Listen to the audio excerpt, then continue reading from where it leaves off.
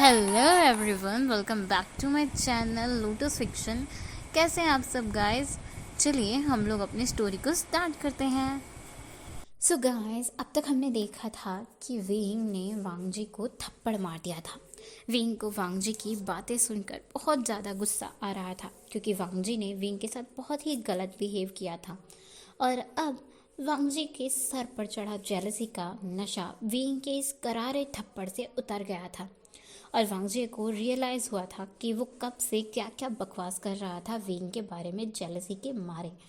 Wing वांग जी से कहता है, अगर आप मेरे बारे में कुछ भी नहीं जानते हैं तो आपको ये हक किसने दिया मुझे ऐसे जज करने का? आप जानते ही क्या हो मेरे बारे में?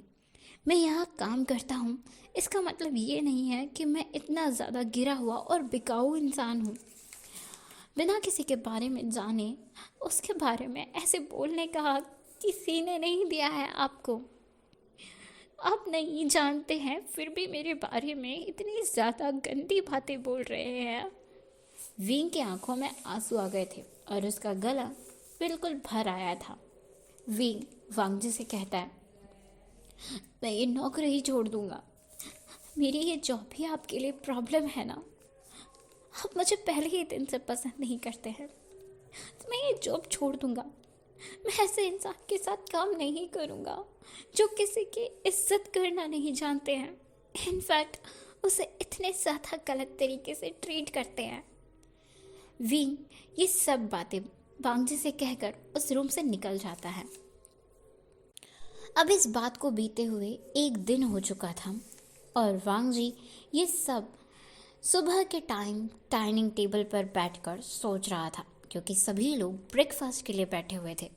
और वहीं विंग मैडम लैन से बातें कर रहा था। विंग कहता है, आंट मैं यहाँ से चला जाऊँगा, मैं यहाँ नहीं रहूँगा। और भी कुछ विंग बोलता है, पर वो हमें बाद में पता चलेगा कि विंग ने क्या कहा। और ये सब विंग किचन में मैडम लैन के साथ काम करते हुए कहता है। अभी सब लोग ब्रेकफास्ट कर रहे थे। विंग और मैडम लैन सबको ब्रेकफास्ट सर्व भी कर रहे थे। मैडम लैन पूछती हैं, विंग क्या बात है बेटा? क्या यहाँ पर कुछ हुआ है या किसी ने तुमसे कुछ कहा है? तुम तो कुछ दिन और यहाँ रुकने वाले थे और अब बोल रहे हो कि तुम्हें जाना है। विंग कहता है, कुछ नहीं, बस मेरे अंकल आने वाले हैं आंट, तो मैं उनके साथ ही चला जाऊँगा। और थोड़ी ही देर के बाद वहाँ पर विंग के अंकल की एंट्री होती है लैन हाउस में, जहाँ अभी भी ब्रेकफास्ट स्टार्ट ही हुआ था, जो कोई और नहीं बल्कि शाओ शिंगचैन थे। शाओ शिंगचैन को कुछ लोग अच्छे से जानते थे लैन हाउस में, जैसे कि शिचैन, मैडम लैन और लैन जिरैन। ये तीनों अच्छे से जानते थे, बस जानते नहीं थे तो दो लोग, और वो दो लोग बस शिंगचैन को देख रहे थे। वांग जी पूछता है, ये कौन है? क्योंकि शिचैन ने शिंगचैन का बहुत ही अच्छे से वेलकम किया था और सब लोग उससे अच्छे से बिहेव कर रहे थे। तो वांग जी सोच रहा था, आखिर ये सब इतना अच्छे से बिहेव क्यों कर रहे हैं। वांग जी पूछता है, ये कौन है? तो शिचैन वांग जी को बताते हैं, ये विंग के अंकल हैं। शुयांग शॉक में चला जाता है और विंग की ओर देखते हुए सोच रहा था, seriously uncle? Oh my God, ये कहीं से भी अंकल नहीं लगता है। ये तो बहुत ज़्यादा हैंडसम है, इतना यंग और अंकल। विंग को शुयांग कंफ्यूज्ड वाली नज़र से देख रहा था, पर शिंगचैन को बहुत प्यार से देख रहा था, क्योंकि शिंगचैन को देखते ही शुयांग को लव एट फर्स्ट साइट हो गया था। लो जी, ये महोदय को तो हो गया है लवेरिया, और इनका तो खाना पीना भी छूट गया है। और ये सब कुछ शिंगचैन को पता चल रहा था। शिंगचैन कोई आम इंसान नहीं था, बल्कि एक आर्मी ऑफिसर था। इसीलिए उसने घर के अंदर आते ही सबको बहुत अच्छे से नोटिस करना शुरू कर दिया था। और इसी वजह से हमारा विंग यानी कि आशियन अपने अंकल कम बेस्ट फ्रेंड शिंगचैन से डरता था, बहुत ज़्यादा ही डरता था। शिंगचैन अब सबके साथ बैठकर बातें करने लगता है और मैडम लैन के कहने पर सभी के साथ ब्रेकफास्ट को भी ज्वाइन करता है। शिंगचैन देख रहा था कि विंग बहुत ज़्यादा अपसेट है। शिंगचैन विंग से पूछता भी है कि तुम अपसेट क्यों हो? ये सब वांगजी भी देख रहा था और वो सोच रहा था, डैड ने बोला ये विंग का अंकल है, तो यह आशियन के साथ क्यों बात कर रहा है। शिनचैन विंग को पैम्पर कर रहा था, उसके बालों को सहला रहा था, कभी उसे खाना खिला रहा था। ये देख करके विंग कितना उदास है, क्योंकि वांगजी की बातें अभी भी विंग के दिमाग से जा ही नहीं रही थी। शिनचैन को तो बहुत ज़्यादा गुस्सा आया हुआ था, वो यहाँ आया ही गुस्से में था, पर विंग को देखकर उसका पूरा गुस्सा शांत हो गया था और उसकी गुस्से वाली फेस एक्सप्रेशन अब टेंशन में चेंज हो गई थी विंग के लिए। उसे विंग की चिंता हो रही थी। शिनचैन को बार बार यही ख्याल आ रहा था कि विंग को हुआ क्या है। वो विंग से पूछता भी है, पर विंग कुछ भी नहीं बोलता। मैडम लैन भी देख रही थी विंग को कुछ तो हुआ है, पर वो बता नहीं रहा। इसीलिए मैडम लैन अब सबको दूसरी बातों में लगाकर ब्रेकफास्ट की ओर फिर से अट्रैक्ट करती हैं। वहीं हमारा शुयांग वो शिनचैन पर लाइन मारने का ट्राई कर रहा था और दूसरी तरफ वांगजी वो अभी भी सोच रहा था कि उसने आखिर अपनी जलसी के मारे विंग को कितना कुछ गलत बोल दिया है, जो उसे बोलने का हक किसी ने नहीं दिया था। वांगजी प्यार करने लगा था उसी नौकर से जिसे वो जानता भी नहीं था। उसकी शरारतें करना, वांगजी को चिढ़ाना और सबसे अलग बेखौफ रहना, विंग की ये बातें, ये सब चीज़ें वांगजी का दिल को कहीं ना कहीं चुरा ही रही थी। वांगजी को तो ये भी पता नहीं था कि जिसे उसने इतनी सारी गलत बातें सुना दिया है वो ही उसका होने वाला हस्बैंड है। अब फ्लैशबैक ख़त्म होता है। प्रेजेंट टाइम में वांगजी ये सारी बातें सोच रहा था। इतने दिनों में वांगजी ने कभी भी विंग के साथ ऐसे बात नहीं की थी और आखिर में जब उसने बात की तो उसने विंग पर अपना सारा गुस्सा उतार दिया था। वांगजी ने जो किया वो विंग के साथ माफ़ी के लायक तो बिल्कुल भी नहीं है। उसे तो माफ़ी मिलेगी या नहीं ये भी वांगजी को नहीं पता है। अगर वांगजी विंग से माफ़ी मांगने जाएगा तो क्या विंग उसे माफ़ करेगा?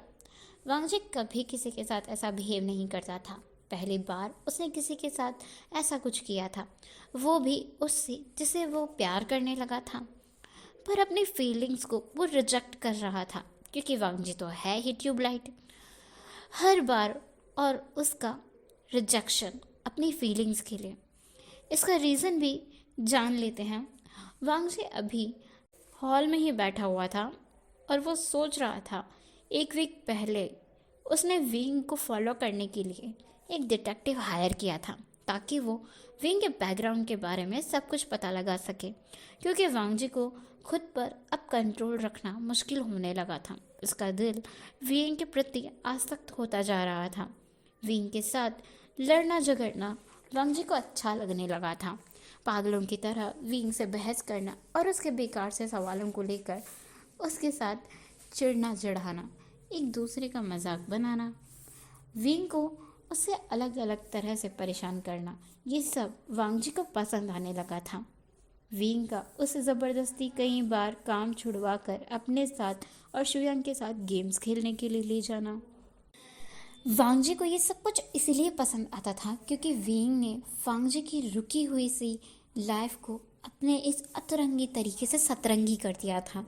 वांगजी जो काफ़ी टाइम से हंसना भी भूल गया था, उसे फिर से विंग ने हंसना सिखा दिया था। खुलकर लाइफ को जीना उसे आने लगा था।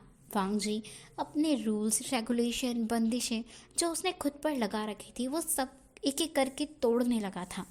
वांगजी अपने दिल से मजबूर होता जा रहा था। वो खुद को विंग के प्रति इस प्रेम के बंधन में, इस प्रेम की आसक्ति में जाने से चाह कर भी खुद को रोक नहीं पा रहा था। वांगजी खुद को समझाता रहता था कई बार कि ये सब कुछ सही नहीं है।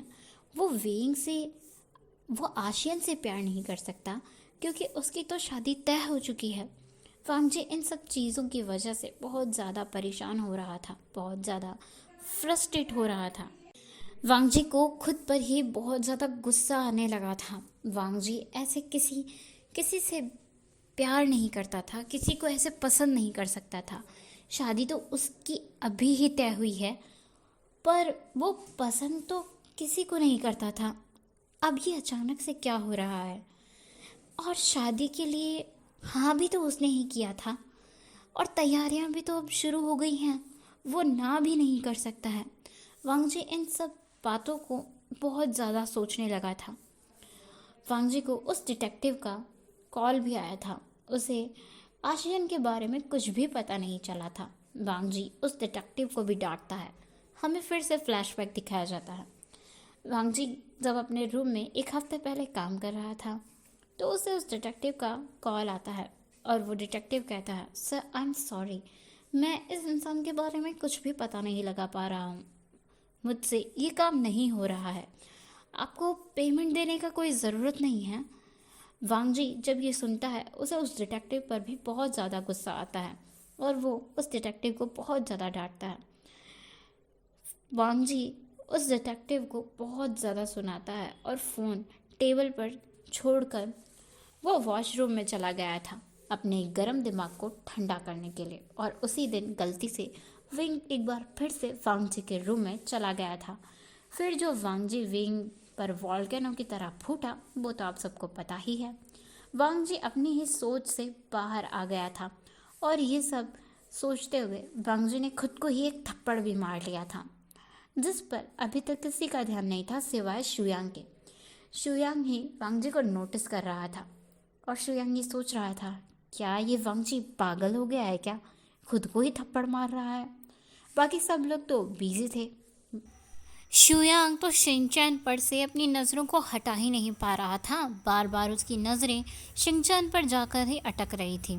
तो शिनचैन इस बार शुयांग से कह ही देता है, क्या हुआ आपको, मैं कब से देख रहा हूँ आप मुझे ऐसे घूरे जा रहे हो, इतना घूरो मत, नहीं तो ये आंखें निकाल कर हाथ में रख दूंगा।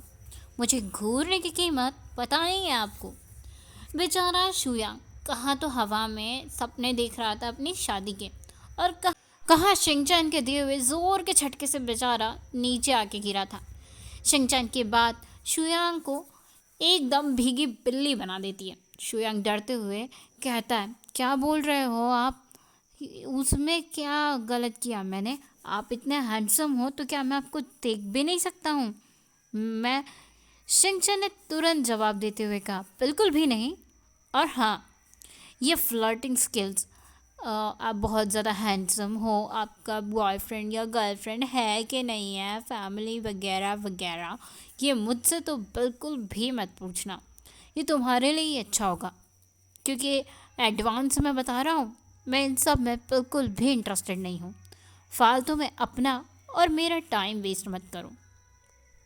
शुयांग समझ जाता है अगर अभी उसने कुछ बोला तो शाओ शिनचैन उसे बहुत बुरी तरीके से मारे पीटेगा, और फिलहाल तो उसकी दाल गलने का कोई भी चांस नहीं है, इसलिए शुयांग एकदम चुप करके बैठ जाता है। सब लोग ब्रेकफास्ट ख़त्म करने के बाद अपने अपने काम के लिए चले जाते हैं। अब मैडम लैन और शाओ शिनचैन विंग के पास बैठते हैं और विंग से पूछते हैं, विंग बताओ तुम्हारे साथ क्या हुआ है। विंग कुछ नहीं बताता, पर शाओ शिनचैन इस बार विंग पर जोर देकर पूछता है, बताओ मुझे विंग। तो विंग सडनली रोने लगता है और विंग रोते हुए ही शाओ शिनचैन को हक कर लेता है। शिनचैन तो एकदम से शॉक्ड हो जाता है, उसने विंग को ऐसे कभी रोते हुए नहीं देखा था। शिनचैन जोर देकर विंग से पूछता है। बहुत देर बाद विंग बताता है जो सब उसके साथ वांग जी के वजह से हुआ, या जो भी बातें विंग और वांग जी के बीच में हुई। जब विंग ये सब कुछ बताता है तो शाओ शिनचैन को बहुत ज़्यादा गुस्सा आता है और मैडम लैन को भी। विंग को बहुत ज़्यादा हर्ट हुआ था जब वांग जी ने उसे ये सब कुछ कहा था, क्योंकि विंग भी तो वांग जी से प्यार करने लगा था। विंग के आंखों में आंसू देखकर शिनचैन को हैरानी हो रही थी और उसे बहुत ज़्यादा गुस्सा भी आ रहा था, क्योंकि उसने अपने विंग को ऐसे रोते हुए काफ़ी पहले देखा था, शायद जब विंग बहुत छोटा था। विंग आसानी से रोता ही नहीं था, चाहे कितनी भी बड़ी बात क्यों ना हो जाए। विंग तो तब भी नहीं रोया था जब वो पेंटिंग का कंपटीशन हार गया था। शाओ शिनचैन और विंग सेम एज के थे, दोनों एक साथ ही पले बड़े थे, इसीलिए शाओ शिनचैन विंग को अच्छे से जानता था। सेम एज का होने की वजह से दोनों एक साथ ही रहा करते थे। मैडम लैन विंग से कहती है, पर तुमने ये सब मुझे क्यों नहीं बताया विंग। मैडम लैन और शुयांग दोनों ही शॉक्ड हो गए थे। शुयांग को बहुत ज़्यादा गुस्सा आ रहा था कि वांग जी उसके बारे में ऐसा सोच कैसे सकता है। शुयांग कहता है मैंने विंग को बस अपने फ्रेंड की तरह देखा है, कभी उसे ऐसे नहीं सोचा। आखिर वांग जी ऐसा सोच कैसे सकता है। लेकिन इन सब से शाओ शिंगचन को कोई फ़र्क नहीं पड़ता। उसे इतना ज़्यादा गुस्सा आ रहा था और वो इतना ज़्यादा पैनिक हो गया था विंग को रोता हुआ देखकर। अब वो विंग से कहता है विंग बताओ मुझे, अगर लैन फैमिली में से किसी ने भी कुछ भी और किया तो मैं अभी इन सबको जान से मार डालूंगा। पर विंग कुछ भी नहीं बोलता और बस यही कहता है मुझे यहाँ से जाना है। शाओ शिंगचन न आओ दिखता है न ताओ विंग का हाथ पकड़कर खींचता है और उसे अपने साथ ले जाने लगता है। और जाते हुए शाओ शिंगचन मैडम लैन और शुयांग से कहकर जाता है I am really sorry madam लैन, पर अब ये शादी बिल्कुल भी नहीं हो सकती है। मैं आज और अभी ये शादी तोड़ रहा हूँ। मैं अपने नेफ्यू की शादी कभी भी इस घर में नहीं होने दूंगा। और शाओ शिंगचन वहाँ से चला जाता है। हे गाइस, आज के लिए बस इतना ही। हम मिलेंगे नेक्स्ट पार्ट में। तब तक के लिए आपको वीडियो कैसा लगा प्लीज़ कमेंट करके ज़रूर बताना। Thank you for watching. Bye bye.